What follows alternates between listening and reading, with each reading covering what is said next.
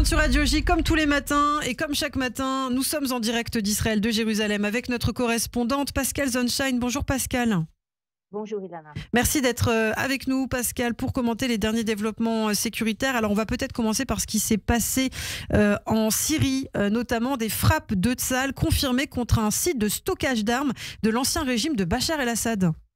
Oui, sur le front nord, Tsahal a confirmé avoir effectué hier une frappe aérienne en Syrie, dans la région de Tartous. La cible était un dépôt d'armes de l'armée syrienne. L'aviation israélienne avait déjà effectué des frappes massives contre l'arsenal militaire syrien après la chute de la dictature d'Assad pour empêcher qu'il soit récupéré par des organisations terroristes.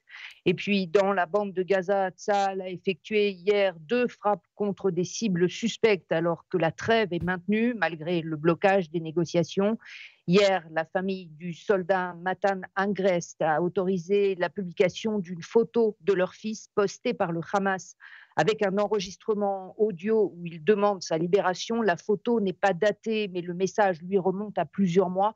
Matan Angrest porte une blessure à l'œil gauche. Il avait été capturé gravement blessé alors qu'il défendait la base de Nahal Oz le 7 octobre. Alors par ailleurs, évidemment, en Israël, les négociations continuent pour tenter d'obtenir la libération d'autres otages. On a vu que le Hamas avait appelé la communauté internationale à réagir. Qu'est-ce qu'on peut en dire ce matin, Pascal ? Que pour l'instant, il n'y a pas de progrès. On voit qu'Israël utilise les leviers de pression dont il dispose pour pousser le Hamas à reprendre les négociations. Plus aucun camion d'aide humanitaire n'entre à Gaza depuis dimanche. Et les dirigeants israéliens haussent le ton. Hier, Benjamin Netanyahou a averti le Hamas que s'il ne libérait pas les otages, il s'exposait à des conséquences inimaginables, selon ses termes. Et le ministre de la Défense a été encore plus direct. Si nos otages ne sont pas libérés rapidement, les portes de Gaza vont se fermer et celles de l'enfer vont s'ouvrir, a affirmé Israël Katz, ajoutant que Tsahal reprendrait son offensive à une puissance jamais atteinte.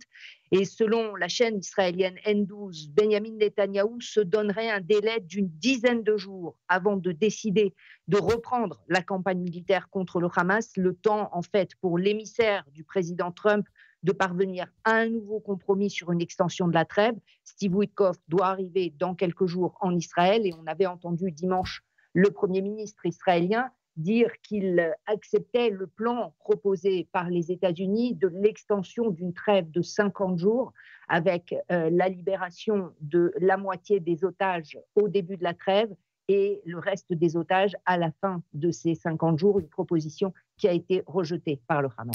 Alors c'est dans ce contexte en tout cas qu'on a vu ces violences hier à la Knesset, au Parlement israélien. Pascal, apparemment des familles d'otages qui ont été empêchées d'entrer dans la galerie des invités. Qu'est-ce qui s'est passé concrètement ? Concrètement, un chaos total et qui n'aurait évidemment jamais dû avoir lieu. Il s'agissait d'un groupe de familles endeuillées, de rescapés du 7 octobre et de familles d'otages qui s'appelle le Forum d'octobre. C'est un forum qui regroupe plus de 1500 familles qui réclament la constitution d'une commission d'enquête d'État sur ce qui s'est passé le 7 octobre et pour établir évidemment les responsabilités du fiasco. Et le forum avait annoncé tenir hier une conférence de presse à la Knesset avant la séance plénière de l'Assemblée, toujours pour réclamer cette commission d'enquête et devait ensuite parvenir à la galerie du public pour assister à la séance de l'Assemblée. Mais les appariteurs de la Knesset les ont empêchés de se diriger vers la galerie.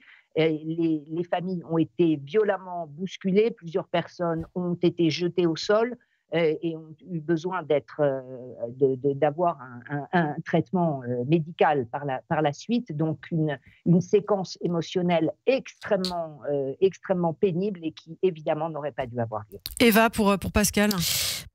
Bonjour Pascal. Bonjour Eva. Le Premier ministre israélien a fait un discours hier à la Knesset par rapport à un débat sur une commission d'enquête d'État nommée par la Haute Cour. Un discours où il a rejeté cette commission d'enquête d'État par rapport notamment aux nominations des juges. Qu'est-ce qu'on peut en dire ? Le problème n'est pas nouveau. En fait, on le sait, donc cette commission d'enquête d'État, c'est une procédure à laquelle Israël a recours régulièrement en cas d'événements graves importants. Ça avait été le cas notamment après la catastrophe de Méron en 2020, où plus de 100 Israéliens avaient péri dans une bousculade. Donc, à chaque fois qu'il se passe un événement grave, on essaye de déterminer les circonstances, les responsabilités et de produire des recommandations. Ce type de commission d'enquête d'État doit être nommé par le président de la Cour suprême. Or, évidemment, on sait depuis qu'a commencé la réforme du système judiciaire, l'hostilité qui augmente entre le pouvoir politique et le pouvoir judiciaire.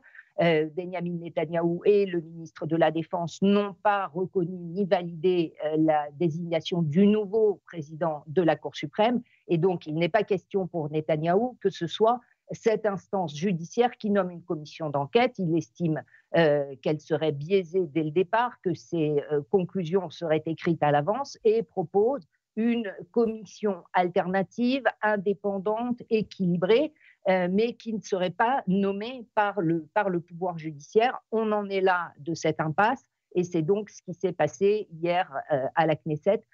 Il y a évidemment la nécessité, bien évidemment, d'une commission d'enquête indépendante. Pour l'instant, aucun des éléments du pouvoir politique ou judiciaire n'arrive à se mettre d'accord. Apparemment, ça a créé des scissions au sein même du gouvernement israélien, puisqu'apparemment le ministre des Affaires étrangères, Gideon Sa'ar, et les membres de son parti ont quitté le Parlement en signe de protestation par rapport au discours de Binyamin Netanyahou. Oui, là non plus, les positions ne sont pas homogènes. C'est évidemment un sujet extrêmement difficile. La constitution de cette commission d'enquête a été repoussée régulièrement depuis le début de la guerre. On pouvait le comprendre, évidemment, dans les premiers mois. Maintenant, cela ne se justifie plus, mais jusqu'à présent, les seuls éléments d'enquête dont on dispose sont ceux qui ont été réalisés par Tsahal sur ses propres défaillances et ses échecs lors du 7 octobre. Merci beaucoup Pascal Zonshine pour ces précisions. Merci Eva Soto. Pascal, on vous retrouve tout à l'heure à partir de 7h26 sur Radio J, heure française. Ne bougez pas, nous sommes ensemble jusqu'à 9h.